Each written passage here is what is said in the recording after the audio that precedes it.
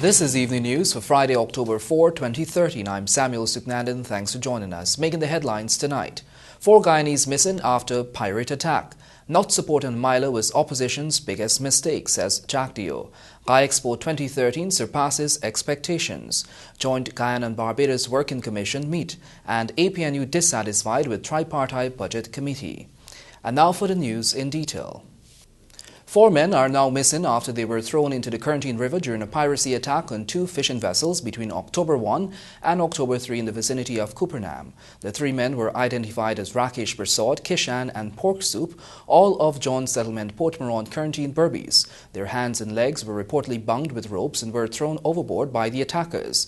1 man identified as Derek of number 68 village, Corentyne, Berbice, was reportedly held hostage by the pirates. Those who were rescued were Adolphus Holder, 30 of number 65 village, Corentyne, Bucky of number 77 village, Corentyne, Ravin and Ravi, both of number 65 village, Corentyne, and Smack of Tain village, Corentyne, Avanda Rampersad, 46 of number 79 village, Corentyne, and Karen Singh, 27 of John Settlement, Port Morant. According to information, the men were also relieved holder of a quantity of fish valued $122,900, while demanding from Derek a quantity of fish valued $22,000, one 48 HP Yamaha outboard engine valued $800,000, and 1 fishing boat valued $700,000. Additional information stated that the boat and engine belonged to Kishana Ramnarayan, a businessman of Line Parts, Keldon, Corentyne, Berbice. Former President Bharat Jagdeo says that political opposition made the biggest mistake in history when it failed to support the Amaila Falls hydropower project, which resulted in Guyanese being deprived of insurmountable benefits. Here are the details in this story.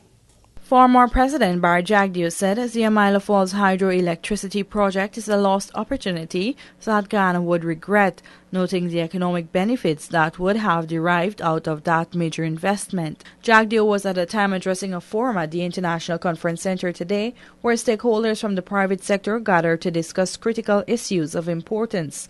Jagdeo debunked claims that the project is not feasible, stating that the contingent liability for the project was just a guarantee just in case GPL can't make their payments.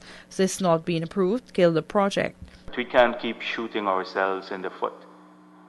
This project should have been above politics, because we tried a long time from the 50s and the 60s, since Tiger Falls, and since Burnham promised the hydro in 1978. And I was saying, when he promised the hydro in 78, minimum wage of $14 or the hydro, we didn't get the minimum wage, we didn't get the hydro, but we spent $300 million that we are paying back for now. And the time value of money, that would have been over $2 billion today, in today's dollars. The former Guyanese leader said Guyana paid back the loan without getting a single kilowatt of power. He noted that the Amaila project was the closest to realizing hydro. On that note, Jagdeo said there is a need for a change in the nature of politics here, and said economic development will never take place in the hostile political environment that currently exists. There is not a single cent of debt that outside of the money that we are spending on the road and the equity that we are taking that will accrue to this country. And yet we heard that it is the debt we are worried about, too high a debt, that's why we didn't approve the project. The $840 million hydro project involves the construction of a hydropower plant in the area of west central Guyana, where the Amaila and Corribrong rivers meet. Electricity produced at the plant will be delivered to Guyana's capital, Georgetown, and its second largest town, Linden, by transmission lines. The project, once completed, will result in a significant foreign exchange savings and a regular supply of inexpensive, reliable electricity for Guyanese. The project is a fundamental component of Ghana's low-carbon development strategy and will significantly lower the nation's carbon footprint while reducing its long-term energy costs and exposure to imported oil price volatility. For the Evening News, Whitney Prasad. As Expo 2013 opened on a high note last evening, Head of State President Donald Ramotar stressed the need for forging ahead with partnership to enhance Ghana's economy. Whitney Prasad reports. We're here at the opening day for Expo 2013, and thousands of Guyanese have flocked the mega event with their families.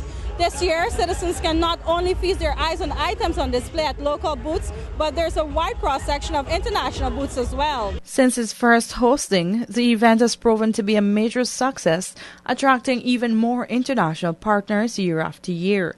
At the opening day of the mega event, thousands of Guyanese thronged the Sophia Exhibition Center to participate in the highly anticipated trade fair and exposition, Expo 2013. President Donald Ramotar, during his address to the people, expressed optimism that this year's expo will aid in creation of strong linkages between local and foreign businesses. Ramotar was pleased with the massive turnout, which was a record for the opening night, and was hopeful that the trend will be maintained throughout the expo. He also said Ghana has to find innovative ways of keeping its skilled personnel, since the country spends a huge amount of money on training, but loses many of them to greener pastures. Where we are geographically, we can make a major contribution to the integration process of the Caribbean and South America. And I have said before, together with Suriname, we form a good bridge between these two important regions and can make integration a reality. Guyana is a good place to invest in for many reasons.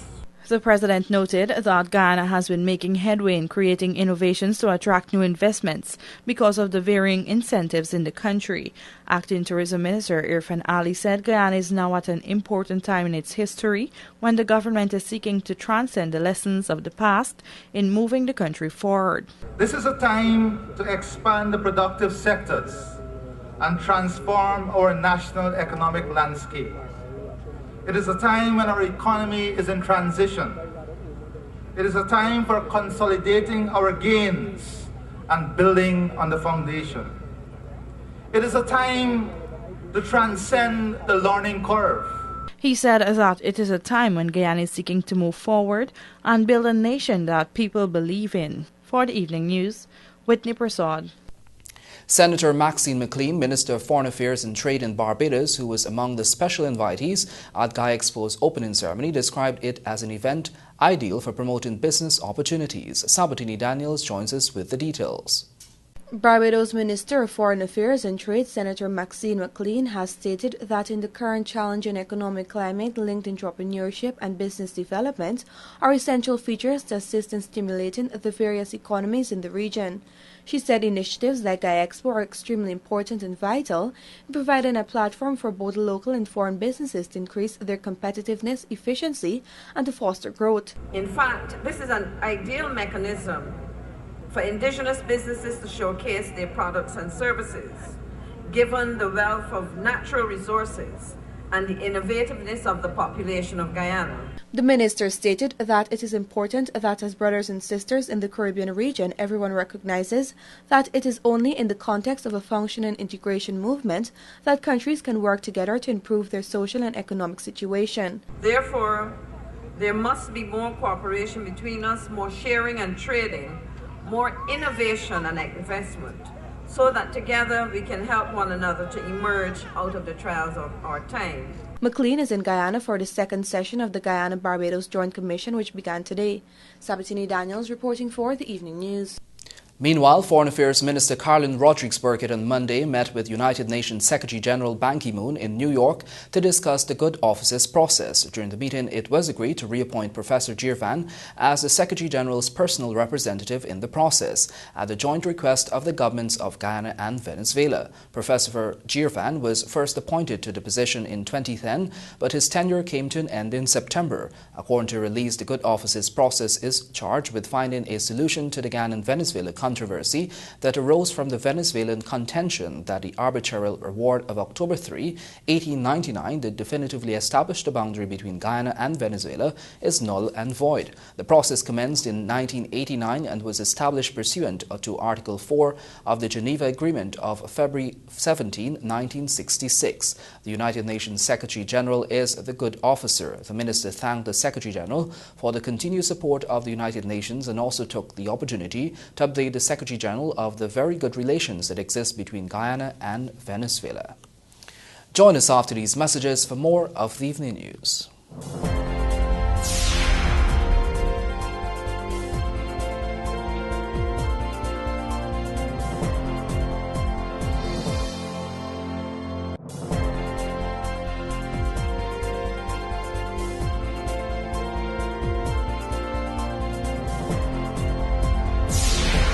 Welcome back. If you've just joined us, you're watching the evening news. And now for more news.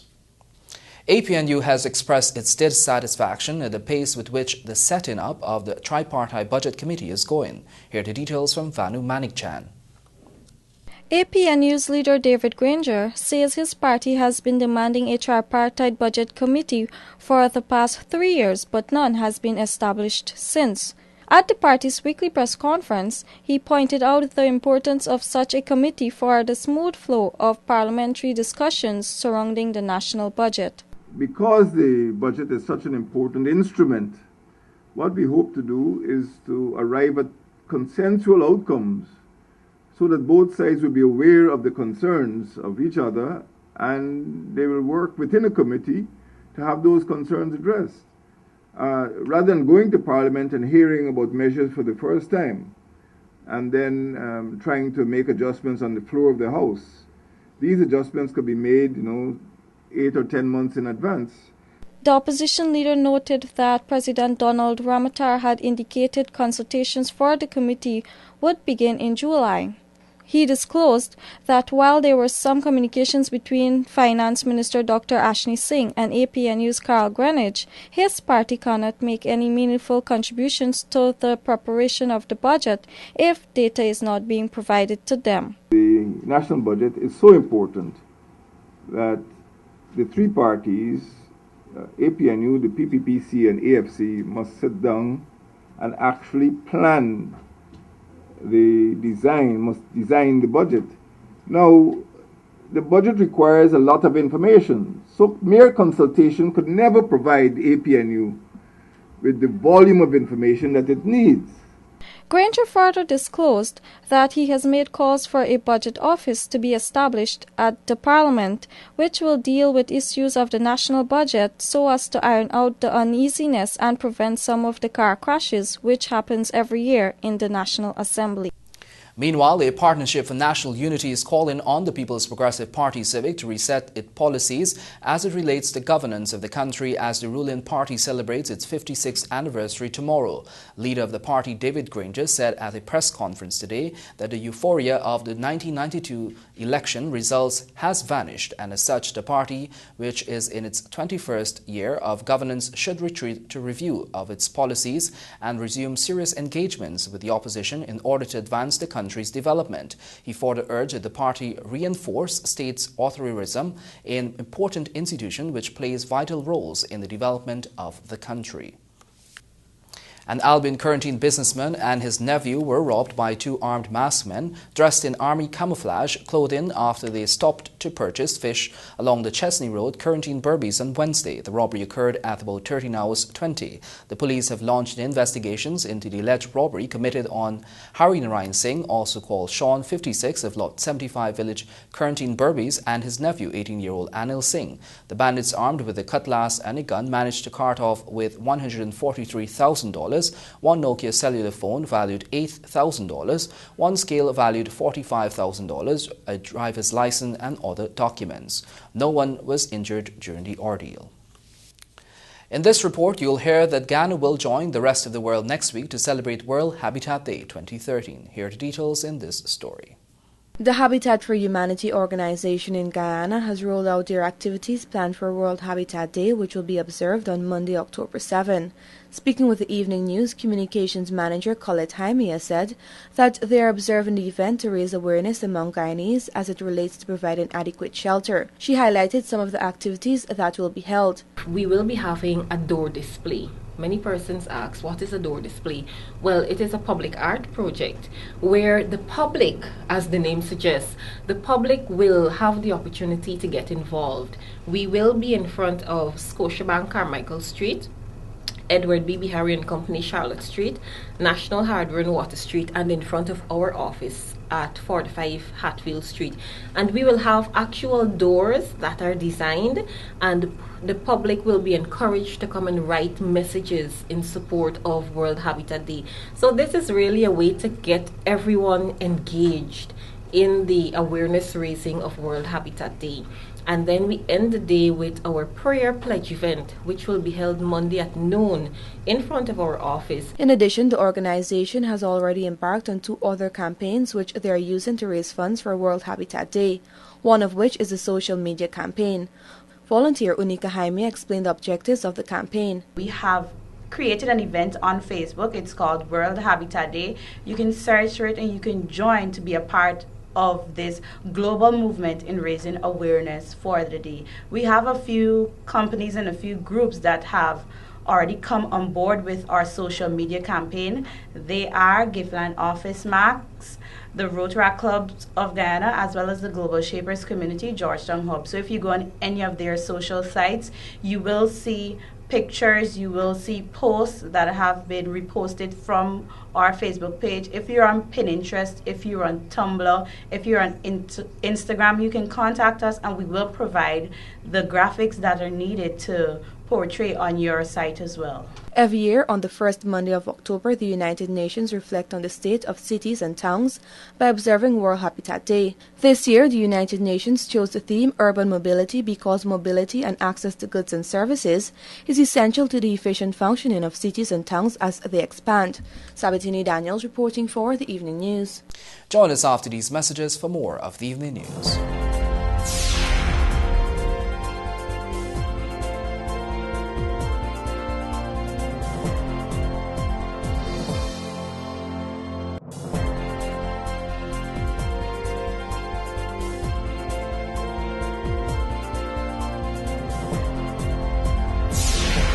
Welcome back. You're watching the Evening News.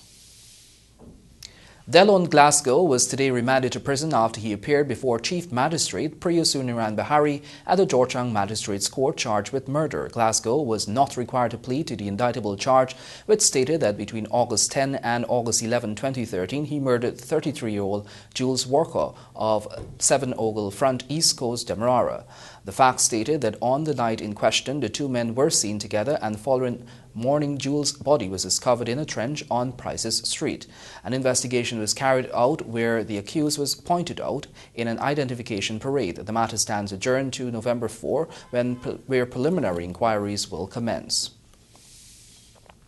The National Insurance Scheme has pledged to implement a more systematic and aggressive approach to deal with the defaulting employers and the self-employed who account for hundreds of millions of dollars to be paid to the scheme. Here's more. Cabinet Secretary Dr. Roger Luncheon has disclosed that the outstanding records of National Insurance Scheme between 1989 and 1998 remained a major obstacle of stakeholders' frustration. He noted, however, that interventions including in-house projects and outsourcing activities are being implemented and are expected to conclude by 2014 to incorporate information of that period into the scheme's payment records. Those accountable for the outstanding records are the self-employed and other defaulting employers. However, responding to the question of the purpose of the scheme's actuarial review in addressing the payment records, Luncheon noted that recommendations have to be first made and accepted before they are implemented. The legislation makes provision for a financial and an actuarial review every 5 years of the fund. Every 5 years. So the most recent 8th review was of the period 2007 to 2011. And going back every 5 years, an actuarial review had been completed and presented to the board and stakeholders. He added that the recommendations and implementation of them are not features of the legislation. Luncheon explained that they would have to be considered by the scheme's authorities and stakeholders, and based upon consideration, interventions will be made.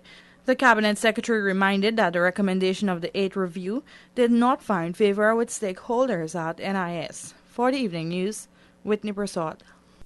A clothing vendor was on Friday remanded to prison after she appeared before Chief Magistrate Piracy Bahari at the Georgetown Magistrates Court charged with possession of narcotics. Michelle Fernandez of Lot 14 West La Penitence pleaded not guilty to the charge, which stated that on October 3 at West La Penitence she had in her possession 78.4 grams of cannabis for the purpose of trafficking. Prosecutor Bharat Mangru objected to bail, stating that there were no special reasons were given for it to be granted. The matter was transferred to Court 3 and stands adjourned to October 9.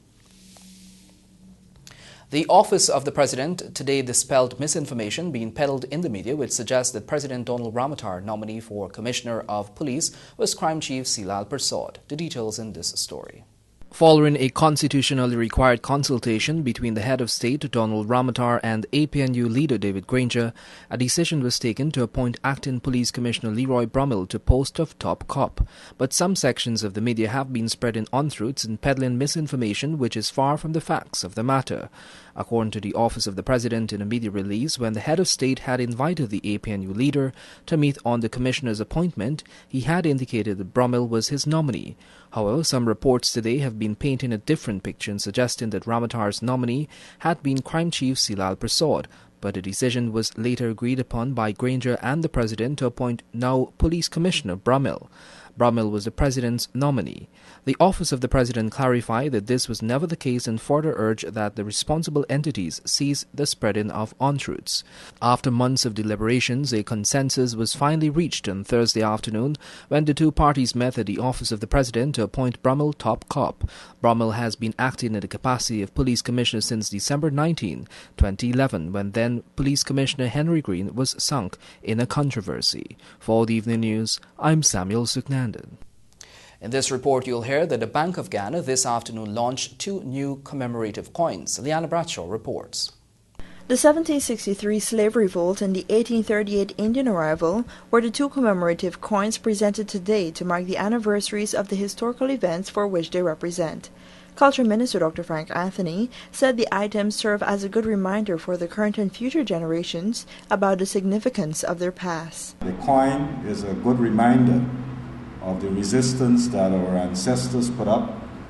They didn't just accept the conditions under which they labored, but they also tried to resist the horrors of the slavery system that was imposed upon them. He added that his ministry was pleased to have gained the assistance of the Bank of Guyana, which acted upon its request to carry out the mandate of producing the coins. Meanwhile, Finance Minister Dr. Ashni Singh, while echoing similar sentiments, said such historic events go to the core of making the country into what it currently is. Those who struggled and gave their lives, those who demonstrated vision and strength and fortitude, those who, in whichever way, contributed to the achievements that we might take for granted today, their sacrifices must always be celebrated and saluted. To them, indeed, we owe an immeasurable and eternal debt. Prime Minister Samuel Hines said such events of commemoration can be positioned in the history of the world. Deputy Bank of Ghana Governor Dr. Gobind Ganga said the designs of the coins were created by Courtney Douglas and Adrian Duman, whose work was chosen via a national competition. The reverse side of the 1763 slave revolt coin depicts a slave rescued from his owner by Cuffy, while the reverse of the 1838 Indian arrival coin represents the 2 first ships of indentured laborers entering British Guyana. They were printed by the Mint of Norway and have a face value of $2,000. For the Evening News, Liana Bradshaw.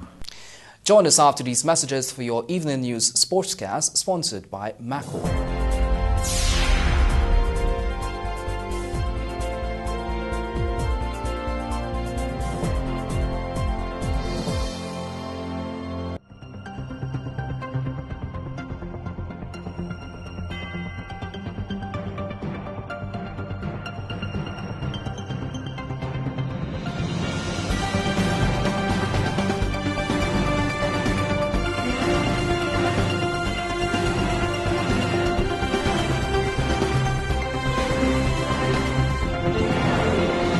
Welcome back, and now for a look at sport.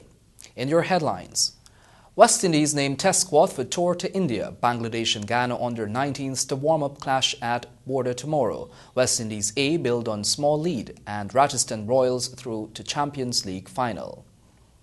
The West Indies Cricket Board announced on Thursday that the 15-member test squad for the West Indies Tour of India starting next month. West Indies will play 2 test and 3 one-day internationals between November 6 and 27. The 50-man squad reads Darren Sammy captain, Tino Best, Darren Bravo, Shivnarayan Chandrapal, Sheldon Cortell, Narasingh Dinarayan, Kirk Edwards, Chris Gale, Versamy Pramal, Kieran Powell, Dinesh Ramdin, Kimar Roach, Marlon Samuels, Shane Shillingford and Chadwick Walton.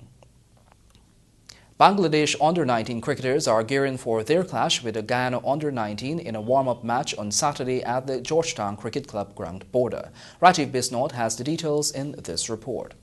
The warm-up game will give the tourists some practice ahead of their 7 limited overs matches against the West Indies under-19 team scheduled to begin on Monday here. Both teams earlier today had net sessions at separate venues. The Guyanese occupied the Guyana National Industrial Corporation ground on Wilford Avenue, while the Bangladeshis were at the Guyana National Stadium. In an invited comment after the net session, Guyana's coach Adrian Amsterdam said the team is fully prepared and eagerly looking forward to the game. The campaign was short, but both guys was playing senior in the county cricket. So they've been practicing and they work together. So, no problem so far. We could pull a surprise tomorrow. The guys fit because they're being trained in the respective counties. So their fitness level is high right now. Following the warm-up game, the Bangladeshis will play the West Indies junior team on October 7, 11 and 16 at the Guyana National Stadium, October 9 at Border, October 14 and 21 at Everest, and October 19 at Albion.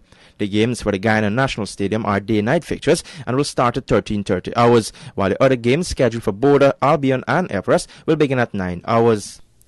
West Indies A reached 28 without loss and overall second innings lead of 75 runs at the end of the third day of the second unofficial test against India A. The host had successfully avoided the follow-on before being dismissed for 359, giving the visitors a small first innings lead of 47 runs. Abhishek Nayar and V.A. Jagadish took their individual total to 89 and 86 respectively, while Uday Kaul supported with 64. Miguel Cummins picked up 3 for 58, while Versamy Pramal, Nikita Miller and Asad Fuddin all claimed 2 wickets apiece. Rajasthan Royals reached the final in this year's Champions League T20 tournament after they defeated the Chennai Super Kings by 14 runs in the first semi-final today. Chasing a 160 for victory, Chennai Super Kings lost wickets in quick succession as they were kept under pressure consistently. They eventually reached 145 when the overs expired. Earlier, Ajinkya Rahane made an enterprising 70 to help the Royals to 159 for 8. The second semi-final is scheduled for Saturday between Trinidad and Tobago and Mumbai Indians. Remember, you can read about these and other stories in tomorrow's edition of the Guyana Times newspaper, which can be purchased from vendors across the country. When you're not reading our newspaper, watching TVG Channel 28, do tune into Radio Guyana Inc. on 89.3, 89.5 or 89.7 FM. Your bridge reports are next.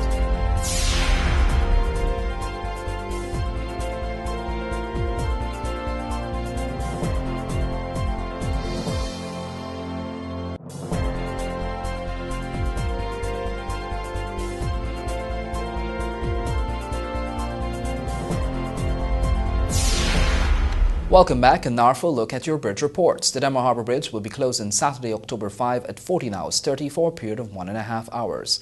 And the Berbice River Bridge will be closed on Saturday, October 5 at 16 hours 30 for a period of 1.5 hours. That's your Friday, October 4, 2013 edition of the Evening News. I'm Samuel Suknandon. Thanks for joining us.